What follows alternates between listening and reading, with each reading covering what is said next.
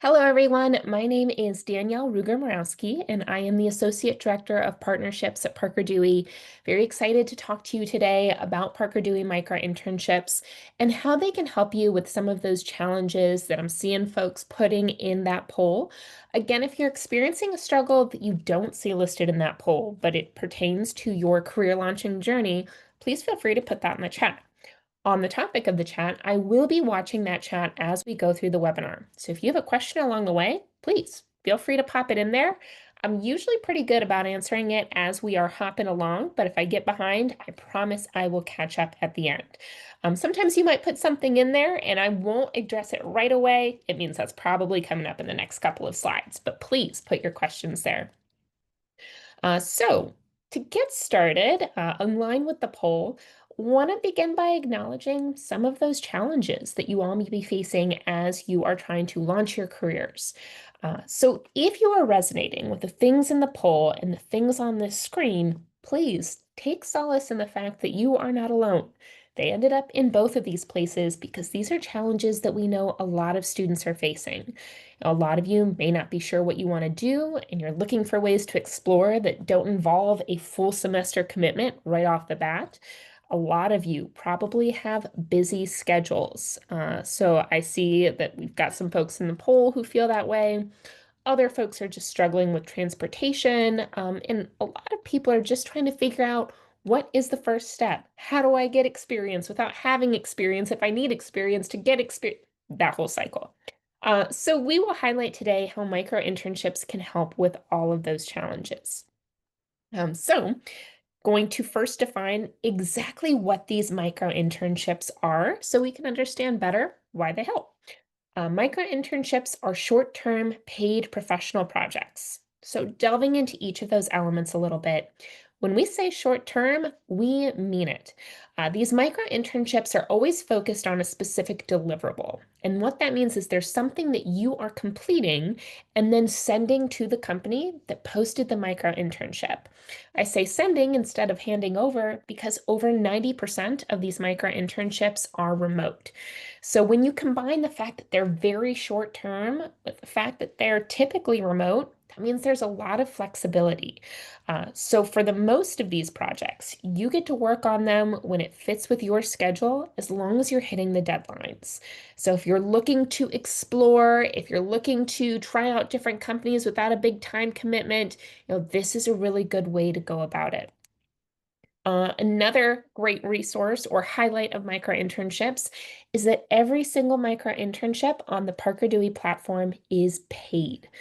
So for those of you who said, I cannot afford an unpaid internship, looks like we got a good chunk of you in the chat right now saying that's the case.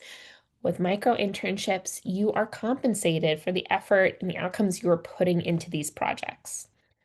These are also always professional projects, and there are different definitions of professional. What we mean by that is these projects are going to use skills or knowledge that you all are developing in your various degree programs. So you could see micro internships from a wide range of industries and departments. It could be a project like creating an email marketing campaign. It could be researching a market. It could be analyzing data and compiling the insights. It could be as straightforward as writing a blog post. There's a whole host of different types of projects, but you need to log in regularly if you are interested in seeing those because they also tend to move quickly. Really, the only types of things you won't see are things like, I need someone to walk my dog or paint my fence or those types of things because they're not using skills you're typically learning in your degree programs. Nothing wrong with those types of projects, just not what Parker Dewey is used for. So now that we've covered what these micro internships are, I want to make sure I really highlight the benefits. I see we have a question. Y'all don't see it because it's in host and panelists, but it is there. Someone's asking, are these available to people who live in Canada? So they're studying online at a US university, but currently based in Canada. Fantastic question. As long as you are studying with or recently graduated from a US-based institution, typically you are able to engage in micro-internships. So that fact that you're studying online at a US university is key. The only other potential issue it would be if for some reason the country you're in, there are issues with a US account paying whatever bank account you have. Typically, that's not going to be an issue in Canada. So without delving too deep into your specific situation, it sounds like you would be able to do micro-internships. So, in case it wasn't clear when I was highlighting what micro-internships are, the benefit for all of you as career launchers, those of you who are launching your careers, thus the term career launchers, one, that accessibility. With most of them being remote, you can do them from anywhere you have a reliable Wi-Fi connection. It's real experience that you get to add to your resume and LinkedIn. Now, regardless of what company you work with, you are an independent consultant of Parker Dewey. So that's how you will add it to your resume, but you get to add it.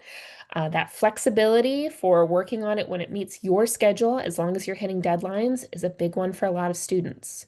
So with micro internships, if you get selected and you do your best work at 3 a.m. and your brain is buzzing well, work on your micro internship at 3 a.m. That is fine by us.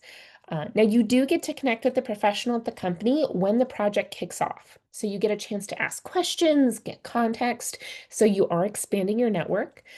For those of you who are trying to explore different career options, this is a really efficient and easy way to do it. I already talked about the resume, but also want to highlight that a lot of companies use Parker Dewey very intentionally to build a pipeline for longer term roles. In fact, that's ultimately the primary goal of Parker Dewey and micro internships. So while it's not guaranteed, if you do a great job on your micro internship, there could be a full-time role or an internship or some other sort of longer term opportunity on the other side of it.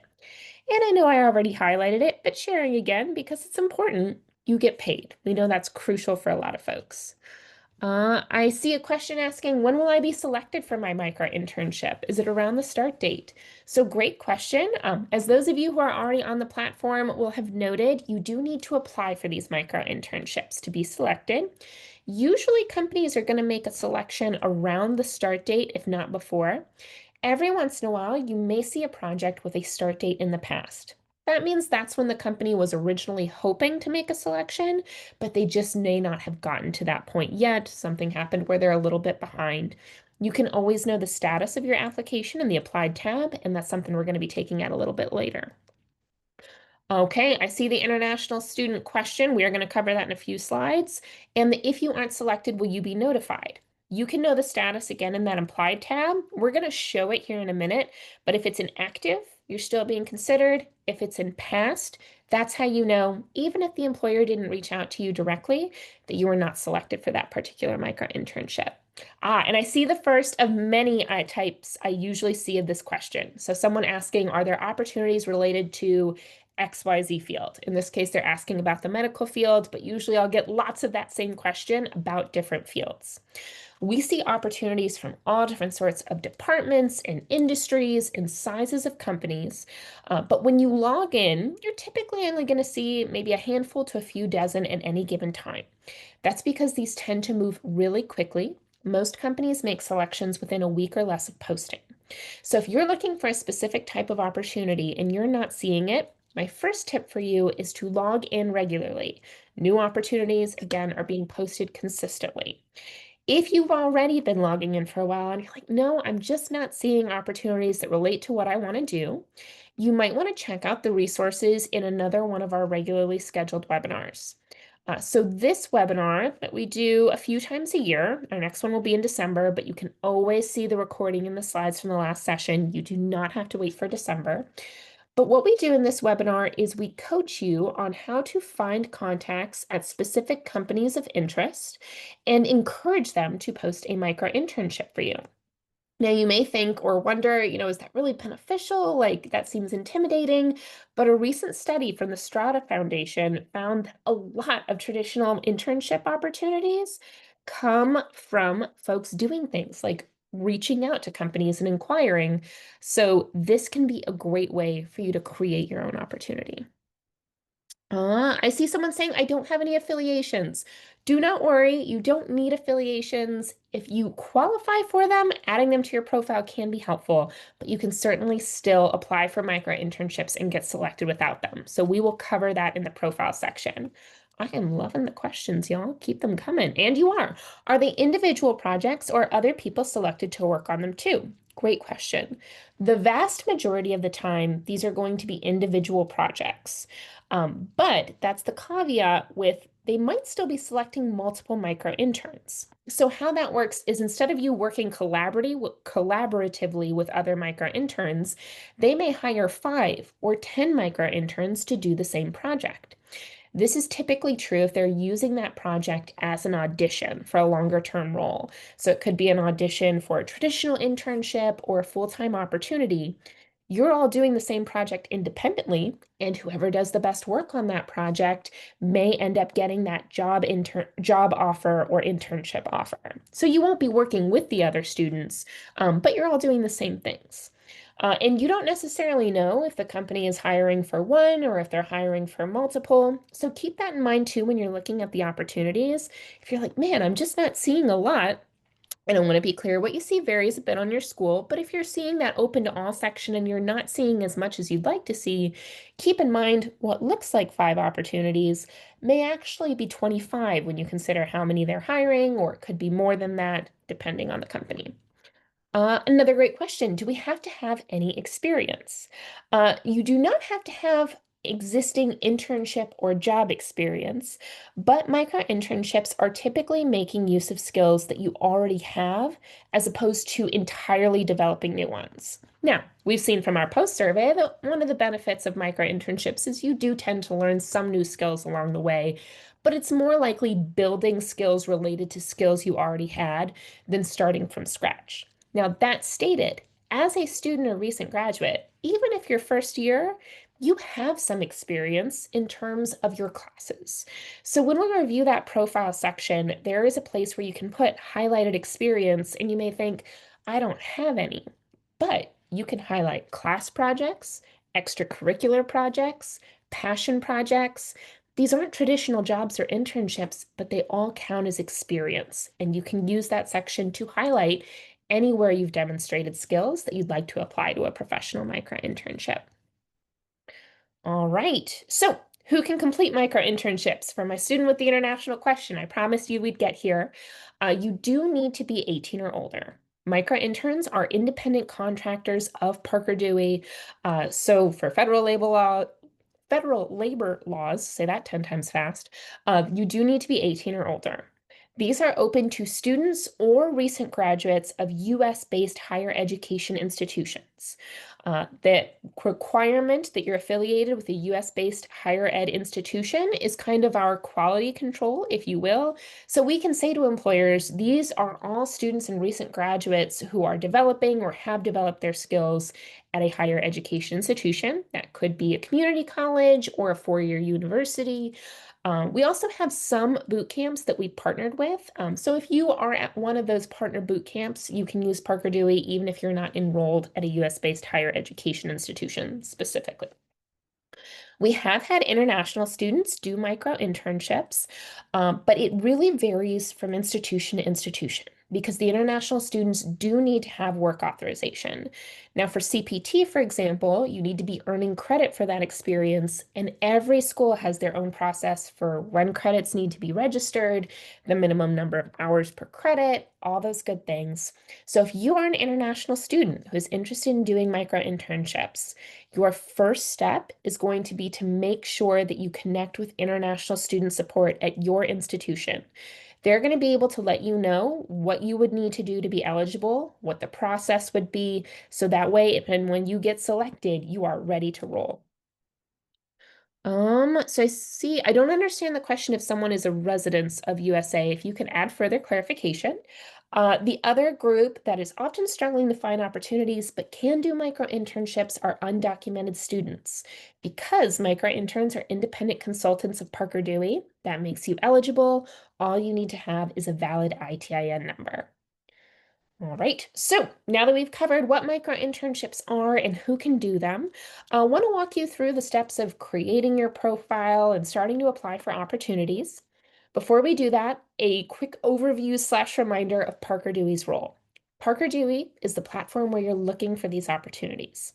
Regardless of what companies select you and that you're working with, we are also the employer of record. So, what that means is when you get paid for your micro internship experience, that pay is going to come from Parker Dewey. When you fill out the forms to be paid, you're going to receive those forms from Parker Dewey. If you have questions about the timeline for your payment, don't ask the company you're working with, ask Parker Dewey.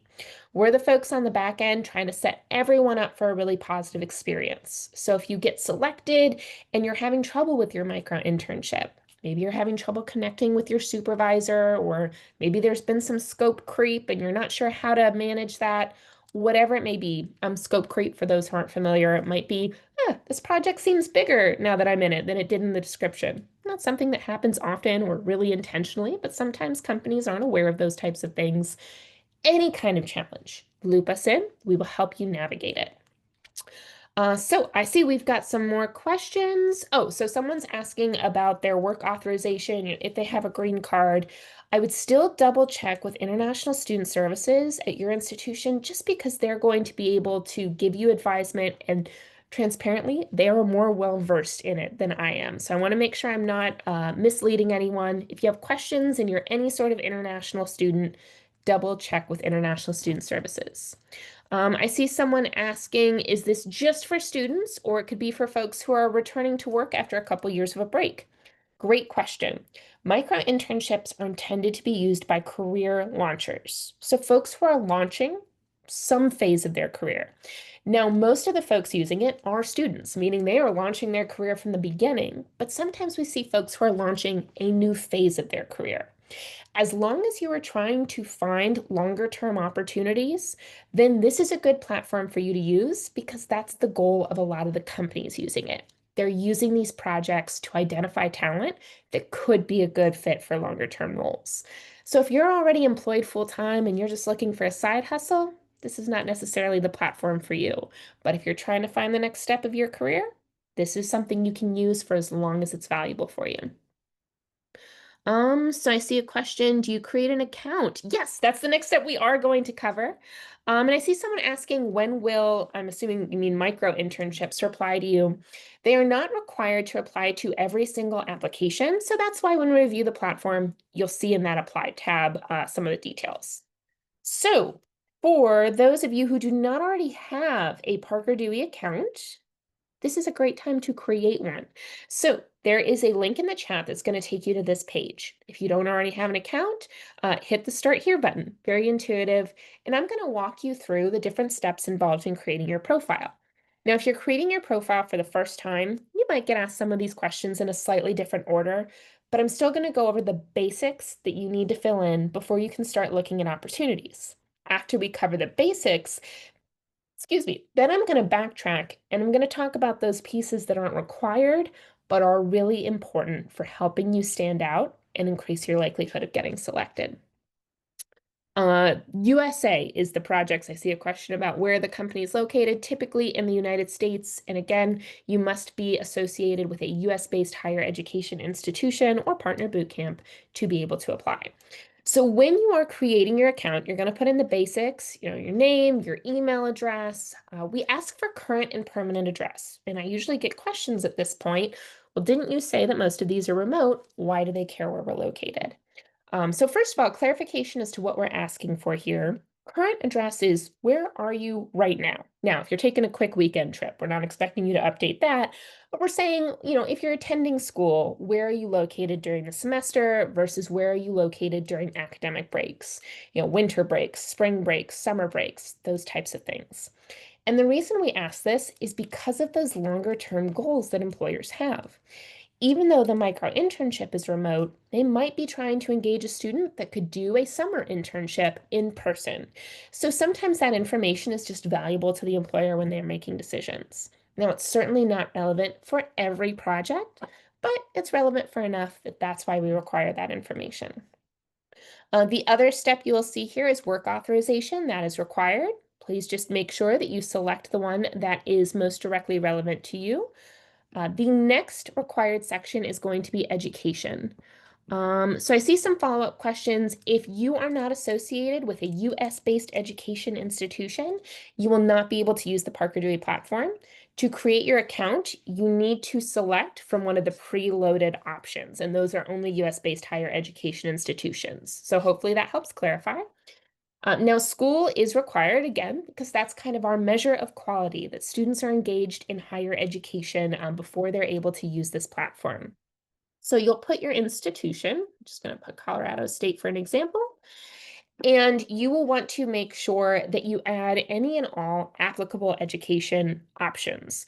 So what we mean by that is any school that you are either currently attending or have graduated from. So if you earned a certificate somewhere, you got a piece of paper that said you completed something, that is appropriate to add. If you went somewhere for a couple summer classes 3 years ago and didn't actually earn a degree from there, that is not appropriate to add. The reason you do want to add all education institutions that do qualify is because companies get to decide who sees their projects. And the most common way they filter is by institution. So if there is a project that's just available for a student or recent graduate of a school you've attended, we want to make sure that you see it. I see someone is having a challenge with creating their account. If you're experiencing a difficulty, please feel free to send the details of that difficulty to the email address in the chat. I don't necessarily have the ability to troubleshoot with you live, but I can help you figure it out after the webinar. So the next required section is going to be this demographic section. And I want to clarify that employers don't see your responses here. This is just information that Parker Dewey is collecting on the back end. It's never shared anywhere that is directly associated with your account, but it helps us know how well we're doing with our goals. Because one of those goals is to create an accessibility and really create an equitable opportunity for all of you wonderful career launchers to build experience. So this is how we know if we're effectively doing that or not. Again, it is never connected to your account in a way that the employers see. That's just information for Parker Dewey. So at this point, we've covered those basics, the beginning, what you need to be able to start looking at opportunities transparently. If you start applying with just those things, your chances of selection are not too good. We haven't given the employers a lot to go off of yet. So now we're going to backtrack and talk about those pieces of your profile that are not required, but can really make a difference in your odds of getting selected. I see someone asking, can someone who graduated in 2020 participate? As long as you are looking for a full-time role, yes, you can. But if you are someone that graduated a while ago, I would make sure that you use this personal statement to highlight why you are looking for a new opportunity at this point in your career. The reason you want to do that is if a company sees you've graduated a while ago, they might have questions about, what type of opportunities you're seeking, or if you are even seeking full-time or longer-term opportunities. So addressing that up front can help them really take your applications more into consideration. All right, so one of the first things here that is optional but can be helpful is adding a profile photo. So this doesn't have to be anything fancy, just make sure the lighting is decent and consider how you're coming across. Is this someone that you would want to hire if you were making a selection? Now, you may have gotten advice from your career center, never to include your photo on a resume. And that's good advice. Listen to your career centers. But think of your Parker Dewey profile more like a LinkedIn profile or a Handshake profile, where it is appropriate. It just adds another level of customization. If for some reason you don't feel comfortable adding your photo, that's okay.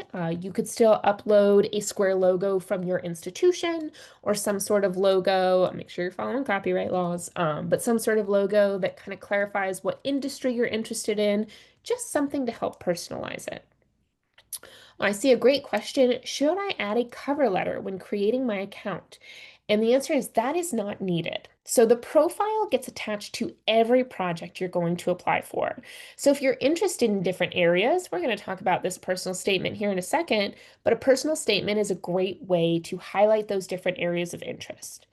You can also only upload one resume, so you want to make sure it's a resume with broad appeal. Again, You might have heard from your career center. Always customize your resume for every opportunity you're applying for. And again, great advice. Typically, that is what you want to do. But when it comes to Parker Dewey, since you can only upload one resume, you want to make sure it's one that speaks to your different areas of interest. And that's because these are such short-term projects. While they're valuable and can really help you launch your career, we don't want you spending a bunch of time on every single application. Now, when you apply for these projects, there are going to be short questions, and that's going to be kind of like your cover letter. You're going to answer in 2 to 4 sentences, but we don't want you to have to do that whole formatting, song and dance for every application. We know y'all are busy, and that's probably part of why you're turning to Parker Dewey, so we want to make sure it's straightforward. So this next optional section is your personal statement. So again, this is your opportunity to kind of tell the employer a little bit about who you are and your goals. If you are not sure what to put in this section or how to get started, we have a resource for you that gives a little formula for what you can include there. So if again, you're not sure how to start, you could maybe brainstorm a few adjectives that are both true to you and relevant to the types of opportunities that you're interested in. So for example, if you're interested in doing social media projects, that usually involves managing a lot of dates, a lot of assets. If you're a genuinely organized person, that could be a relevant adjective to highlight. The next is going to be maybe a few skills or strengths or really prominent experiences. So if you're interested in law and you won best lawyer in mock trial, or whatever the college equivalent of that is, or maybe you're just in your first year, but that's relevant, you could highlight that. If you are interested in doing SEO and you have a certificate in Google Analytics, that could be a great skill to highlight. So those types of things that you really want to put prominently on your profile.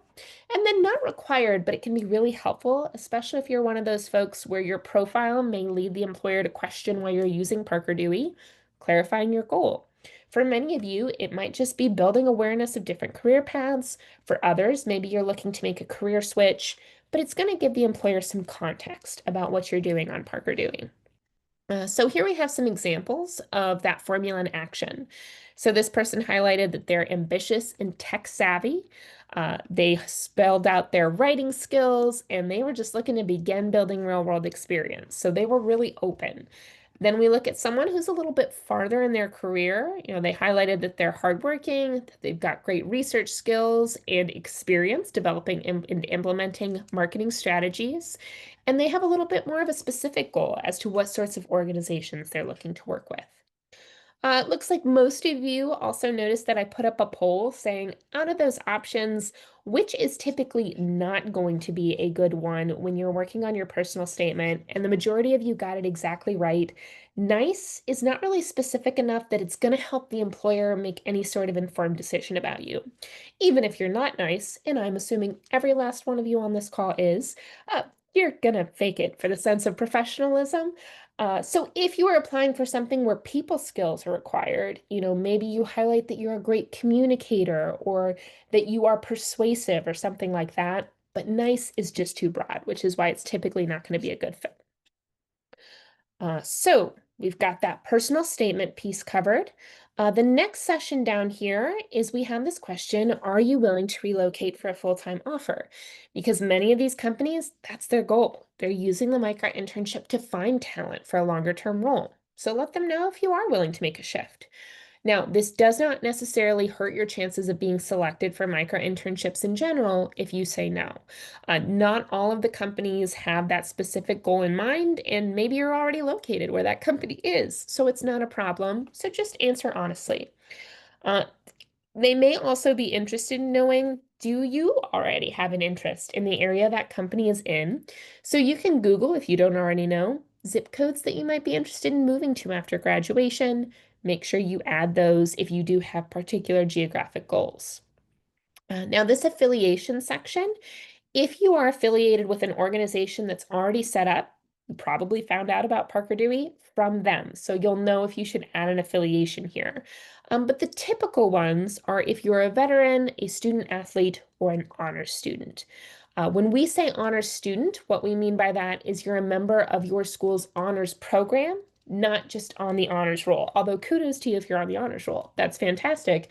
Just not what honors student refers to here. So for example, if you are a student athlete, or I'll focus on veteran, you can pop this in here, and it's possible that some companies might be posting projects with veterans in particular in mind. If you are an NCAA student athlete, make sure you also indicate that. That's an option that employers can filter through. If they want to see any student athletes first, they're often interested in you because you may not have time for a traditional internship, but you do have time for a micro-internship, so this is a way that they know you can be engaged. All right, so this next section that is not required but really helpful is the experience section. So to give some context, I'm going to go to this preview. This kind of gives you an idea of what employers see when they look at your profile. And you can see that they see this experience section, but if you uploaded a resume, that would be under documents and they have to click on it. Because I imagine you're thinking, well, if I'm uploading a resume, why do I have to highlight experience? I encourage you to think about this experience as a teaser. They see this before they would open the resume. So use this section to highlight 1 to usually 3, maybe 5, but usually 1 to 3 experiences that speak directly to the types of projects you want to be doing on Parker Dewey. So again, you don't need to have traditional job or internship experience. These could be class projects, extracurricular projects. Maybe you've got a personal passion project where you've used skills that you want to apply to a micro internship. Those are the types of experiences that you'll want to highlight here. I see someone asking, how would I include academic work for experience? I just don't know how to format stuff like that. And that is a great question. So what you can do, and I'll just show you live in this experience section, is you'll add an experience, and for the organization name, what you'll do is put in the name of the course in your institution, because we don't want to mislead the company. We want to make it clear that this is something you're doing as part of a class. So you could put data analysis course or something along those lines, or you could flip it and you could put the name of your institution. So data analysis course student, and you could put Cal State Northridge. And then you would put the details of where you're taking that course, the start date and end date of the course. You could also highlight what type of project you're working in. So if the name of the course is not very intuitive, you could put over here the name of the course, and these are just examples. And then you could put the title of the project over here. So this is not very detailed because I'm making it up on the fly, but you could put data analytics project. And then you could put down here the description of what you did in that project. So you're going to be able to clarify what the experiences is that you've done, but let me save this. And you will proofread when you do this and put in the accurate information. I'm just putting this in as an example. Good stuff. So when they look at your preview, they're going to see that you did this data analytics course or this data analysis project. So they're going to know, okay, maybe it was just a class, but they have experience related to this specific thing. I see someone asking, how about projects that I've done myself, that I've added to my portfolio page, or just something that wasn't part of a class but doesn't technically have an employer name. So in this case, under the organization name, you could highlight, personal passion project, and then you could put the specific details here in the role. If you have something specific that you're struggling to put in, you can always join us for our Parker Dewey office hours. Those are more interactive, and we really give like kind of one-on-one reviews of portfolios or profiles and how you can do different things. So if that would be helpful, here's the link to those office hours. These are great questions. Perfect. All right, so next step after that experience section is the resume section. So you are highly encouraged to upload a resume because we've seen that applicants with resumes are significantly more likely to be selected. It doesn't matter if you have a lot on your resume yet. Employers just really have a preference for candidates that upload them. They see them as more professional. You can also clarify your longer term availability. And if you do have a website where you have examples of your work, like I mentioned somebody say, or I saw somebody saying, I've added something to my portfolio. If you have a portfolio website, maybe you're in design, or if you have a GitHub, if you're into coding, you can add that here. You can also add the link to your LinkedIn profile. If you do not already have a LinkedIn profile, this is a good time to make one. And I say that about every single day because it's just a good professional tool at your disposal. If you get selected, it's going to make it easy for you to connect with your supervisor, request recommendations, and stay in touch.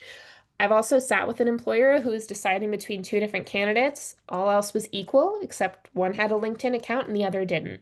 And they just felt like the presence of that LinkedIn profile made them seem more professional, and that's who they decided to go with. So it's just a good best practice to make sure you have a LinkedIn profile that is kept up to date and that you link to it from your Parker Dewey profile.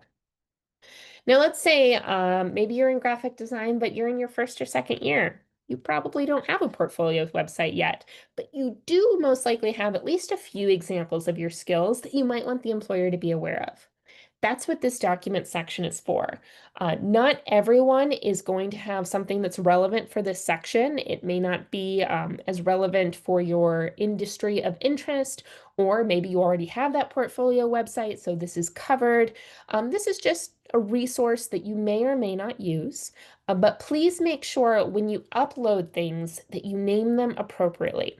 Whatever you name the document, whatever it's named when you upload it, that's what the employer is going to see. So in this example, I've written something really long here. That's probably not going to be a good fit. It would be better if I had named this graphic design example, so they knew what they were clicking on when they were opening it. So if you're uploading something you did for a course as an example of your work and you name it, final project for CSC 210 or whatever the course number is, that's what they're going to see, and they're not going to know what that is. So the likelihood of them clicking on it is low. Clarify, design example, press release example, whatever it is, if it's a writing sample, just so they know what they're clicking on. I see someone asking, is there a limit to the experience I can add? I don't know that I've ever had that question. I don't think there's a limit. That stated, I would recommend being pretty choosy about it and highlighting between one and usually a max of 5 experiences that most directly speak to the types of projects that you want to engage in. Now, if you're interested in different areas, those could be a variety of different focused experiences, but I usually wouldn't recommend going above 5 because then it can feel maybe a little bit overwhelming to the employer. Someone asking if they can put freelance artist as a title for your resume. You sure can. You could also put freelance artist in the experience section. That is something that you can do as well. All right, as long as you actually do have freelance artist experience. So recapping those things, folks, that are not required but can really make a difference in getting selected is adding that profile photo, adding a personal statement, making sure you've added highlighted experience, linking to any portfolio site or any other type of site you might have that demonstrates your work, acknowledging that not everyone's going to have that, and that's okay. Definitely linking to a LinkedIn account. They're free to create, easy to update and maintain. And for sure, making sure you upload a resume, perhaps uploading examples of your work if you have things that are relevant. I see someone asking, can we add links if our examples are videos or animations? Great question. So you won't be able to do that in this document section just directly as a link. What I would do in that case is if you don't have a website yet, but you have links, is make a PDF. You could use a Google Doc or Word or whatever it is, and you could title it animation examples and then put a brief description of the animation, then put the link there. If you have multiple, again, title, brief description of animation, put a link there. Maybe you also add a screenshot from your animation and make that a link. Then you save that as a PDF, you export it as a PDF, and you upload that PDF here, and you title it before you upload animation examples. So what the employer will be able to do then is they could open the PDF. This is just my example, but let's say it had links in it, then they'd be able to click and see that example of your animation skills. Great question. So If you have any other questions about the profile, please feel free to put them in the chat. I can always backtrack. But now we are going to start hopping over to that dashboard, which is where you're going to see those micro-internship opportunities. In case you missed what I did, you can always go back and forth between your profile, which you can edit at any time, and the dashboard by going up to this top right section here. Now, when you see the opportunity dashboard, what you see again is going to vary based on your institution. So if you're from a school that's really engaging local employers or employers that are related to your major, you may see a section above this called featured micro-internships. That means that that company has featured those projects specifically to your institution, or maybe a few institutions, including yours. If you do not see that section, you're going to see things start with all open micro internships. Nothing wrong with that. It just means there's a little bit more competition for these opportunities. So for those of you who do see that featured section, make sure you give those opportunities a little more consideration. As you're looking through these opportunities, if you see something that is interesting to you, you can click in to learn more about that opportunity. So we'll start here with just this first one. And when you drop down, you're going to see the anticipated start date. So a reminder again that these opportunities tend to move quickly. You can see this one. Their plan is to make a selection by tomorrow. Now, every once in a while, you may see a micro internship with a start date in the past. They set the start date when they post the opportunity. If it's in the past, that means we've reached out to them and said, hey, are you still planning to select someone? And they said, oh, yes, I am. I just haven't gotten to it yet, but I still want applications to come in. Sometimes they just haven't gotten a candidate they're excited about yet. So it's still worth your time to apply, even if you see a project with a start date in the past. That's the too long didn't read for that. You'll see when they'd ideally like the project to be done and the estimated number of hours. It's estimated because you don't have to formally track your time as a micro intern. You're paid based on completion of the project, but we ask the company to estimate the number of hours so we can make sure that the expectations are reasonable for that amount of time and that the compensation is appropriate. Now, over 90% of the micro internships on Parker Dewey are fully remote, but every once in a while there's a project that just by its nature has some sort of on-site element. So you'll be able to see what the case is with this particular opportunity when you drop down. You can also see that before you even look at the details. This is what you will earn if you are selected for and complete the micro internship. So if you hit apply, the first question you're always going to see is why do you think we should select you for this opportunity? Sometimes companies will leave that as the only question.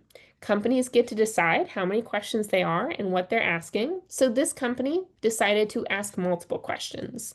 If we look at another example, I'll just go ahead and click on the next one. It's possible they could have just as many questions, or in this case, you can see there's just two. Now, the responses to these questions in combination with your profile are going to be what the employer sees. These questions down here, these quick yes or no ones, these are questions that the employer does not see. This is another one of those just for Parker Dewey things. And a reminder too, you should not be using AI to apply to opportunities. That is against our performance policy, so just highlighting that there. So once you have answered those questions, you can submit your application. And for those of you who are wondering earlier, how do I know if I'm being selected or if they've made a decision? This is where you can be aware of that. If it's an active, that means you're still being considered. If it's moved to past, that's how you know, even if they didn't respond to you directly, that you weren't picked for that particular micro internship. So we have covered the basics of creating an account, going back and forth, tips for your profile, how to see and apply for opportunities. I want to take a little bit of time now to talk about how to answer those questions. We have a resource here that gives you some tips for applying. Oh, very timely question. I see someone saying, what if I just don't know what to write about if I'm interested? That's exactly where this resource comes in. It's like you set me up for it. So some things to take into consideration when you're asking that or answering that question is one, look for the question under the question, which I know kind of sounds like a riddle that a troll that lives under a bridge would tell you. But what we mean by that is to consider, what does the employer actually want to know? I shared before, the first question is always going to be, why should we select you? But even though the question is the same, that doesn't mean your answer should be the same. Depending on what type of project you're looking for or applying for and what skills they want, your answer should change. So think about it from the perspective of the employer.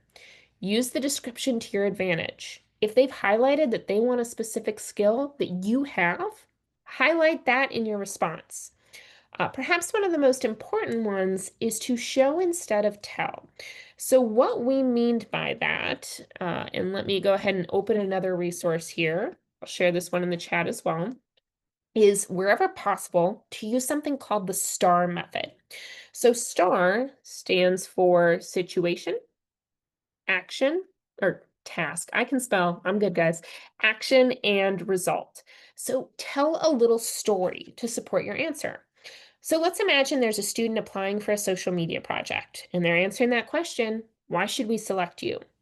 Response number one, the student says, you should pick me because I have experience making attention-grabbing social media posts. It's not a bad response, but let's imagine the employer, trying to decide who to pick. Maybe they're having a conversation with a colleague. So, colleague A. Hey, colleague B, I have to select someone for this micro-internship. You have any thoughts on who we should pick? Colleague B. What about the one that has experience doing social media? Colleague A. It's a social media project, colleague B. That's all of them. Which candidate are you talking about? And seen. Now, let's look at this other response, who technically has the same reason. I've experienced doing this, but they told a little story. So the situation, as the social media chair for my sorority, their task, I had to do the social media campaign for this fundraiser. Their action, I planned a series of posts on these different channels. The result, one of the videos got record engagement. They saw increased attendance. In just 4 sentences, they have told a little story that is going to help the employer remember them. Now, let's imagine they also uploaded a PDF to their profile that said social media promotion example, and the employer were able to click on that and see the video that got record traction because they linked to it. Let's reimagine that conversation between the employers. Colleague A, hey, I need to select someone for the social media micro-internship. Do you have any thoughts? Colleague B, oh, what about the one that did those really cool videos for their sorority's fundraiser? Colleague A, I know exactly who you're talking about. I like that candidate too. Let's pick them. End scene. Um, so I see someone saying, should you say authentic and true to the heart? Definitely. Always make sure that you are responding with things that are accurate and reflect your real interests and skills, and whatever you can tell a little story that's going to help you out. So going back to these resources, another is to make sure you mirror the brand tone. If they're using very stereotypically professional language, match the energy. And make sure that you're telling things that aren't already highlighted in your profile elsewhere, or if you are emphasizing those things, you're adding something new. And wherever possible, go beyond a yes or no. So oftentimes I'll see employers ask questions like, what experience do you have with this software or this platform? And I'll see students just say none. Or if they ask, do you have experience? They'll say no. That's typically not going to get you a micro-internship selection. Now, you want to be honest. If you haven't used that platform or software, be transparent about that. But usually, if you're applying for a project, you have some sort of experience that you could use. So think about if there are any transferable skills. And those are skills that you have used for something similar. Maybe it's not exactly that area, but the skills you've used for something similar could transfer. So if an employer is asking you, do you have any experience using Photoshop? Maybe you haven't used Photoshop, but you have used Canva. Now, it's not a direct one-to-one, but a lot of those skills are transferable. So instead of just saying no, you can say, while I haven't used Photoshop in particular, I have used Canva to do A, B, and C. And you could tell that little story using the STAR method about what you've used Canva to do, and try and make that story as relevant as possible to what you're applying for. So also want to give you all a little bit of a sneak preview about what the company sees. Again, this is going to be a combination of your profile and those responses. Now you'll see up in the corner, they have a couple options. They could send you a follow-up message about your application, asking a question or something along those lines. But a lot of the time, they're going to go directly to picking a candidate based on just those two things, your profile and your responses. And that is why it is so important to make sure your profile is complete, that your application responses are thoughtful, and that both are proofread and free from errors, because those are usually the only two opportunities you have to make an impression before they make a decision. Now, I think you already saw me navigating through the platform, but just a reminder again, you can go back and forth. You see the opportunities here. You see the status of your applications here. When you get selected, you'll see it here and you'll be notified via email. And once you're done with your project and the employer has messaged or marked it complete, you'll see it here. And this is where you'll also give the opportunity to fill out your post survey and see any feedback the employer has left for you. If they ask you any questions about your application before selecting you, you'll see those messages here. A reminder again that we, Parker Dewey, are the employer of record, and we're the ones that will be dispersing your pay. So we're keeping an eye on everything to make sure things are legit. But just in case any bad actors should ever get through, don't forget that you never share any confidential information with them. The only folks that need that information are Parker Dewey. I see the follow-up for those that were not selected. Where do those end up? If you look in your applied section and it's moved to past, it would have started in active. If it's moved to past, that's how you know that you were not selected for that particular opportunity. All right. There may also be some questions about, okay, once I do get selected, what's next? You will get our micro-internship success checklist that's going to walk you through what to do. You're going to connect with the professional at the company and get the opportunity to ask questions. One of the questions you should always ask in those meetings is anything that's being shared with me confidential? So by engaging in micro-internships, you agree to something known as a non-disclosure agreement. And that's just saying if they tell you anything that is confidential, you're not going to go blabbing it. Now, most of the time, micro-interns are not dealing with any sensitive information, but you always want to ask. If they say, no, nothing you're dealing with is sensitive, you can ask, is it okay if I share what I'm doing with my faculty or maybe a mentor? And if they say yes, reach out to those folks, get feedback on what you're doing. Make sure that you are putting your best possible foot forward.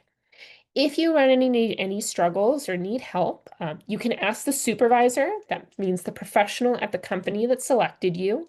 But if for some reason you're having trouble reaching them or communicating with them, or you're just not sure how to address something, do not hesitate to reach out to us. Same goes for maybe something come up and you feel like you won't be able to finish on time, but you're not sure how to articulate that. Anything you're not sure how to handle, loop us in. We want to help this be a positive experience for both sides. And a reminder again, when the project is done, you'll be paid by Parker Dewey. We process pay once a month. So for example, if your supervisor marked your project complete today, for those watching later, it's October 16th, that pay will process at the end of the month, depending on how quick your bank account is, and assuming you filled out the forms to get paid. We do need you to do that to be able to pay you. You'll get those after selection. So assuming that your bank is pretty quick and that you filled out the forms, you'll see that in the first couple days of November. Now, if you finish your micro-internship on November 2nd, again, pay processes once a month near the end of the month. So in that case, you'd see your pay in the first couple of days of December. So sometimes there's a little bit of a gap there. I promise your pay is coming. It's just that it's processed once a month, but you can always reach out to us with questions. I referenced that micro-internship success checklist earlier, so just giving you a little heads up about what it looks like. We give you guides every step of the way. So when you get your supervisor's contact information, if you're anxious about reaching out because you want to make sure you're coming across as professional, we give you a guide for how to professionally reach out so you can do so efficiently, ideally within 24 hours, and professionally. We also give you tips to prepare for that meeting so you're making a good impression.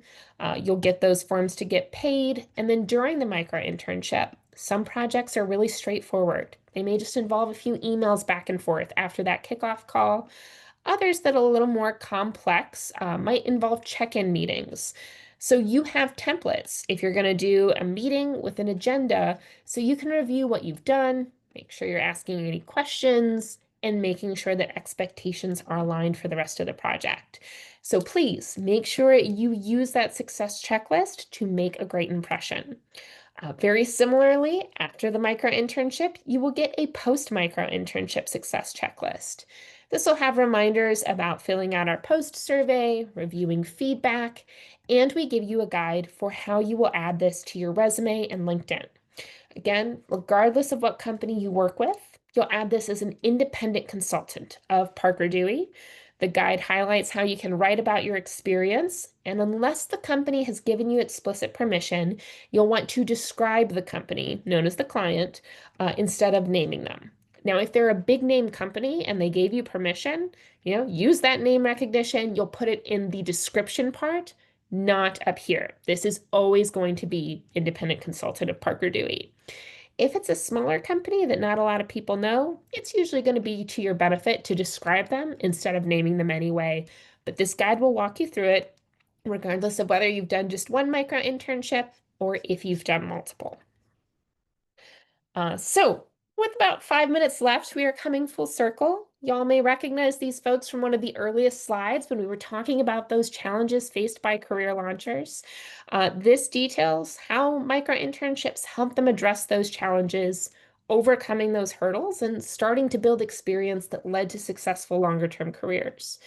If you are inspired by hearing other people's success stories, I'm putting a link in the chat. Please feel free to check those out. We've got micro interns from all different geographic areas, all different types of institutions, all different career goals. So you can read about how they used micro internships to build experience and launch their own careers. As far as your next steps go, first step, if you haven't already, is to create that account.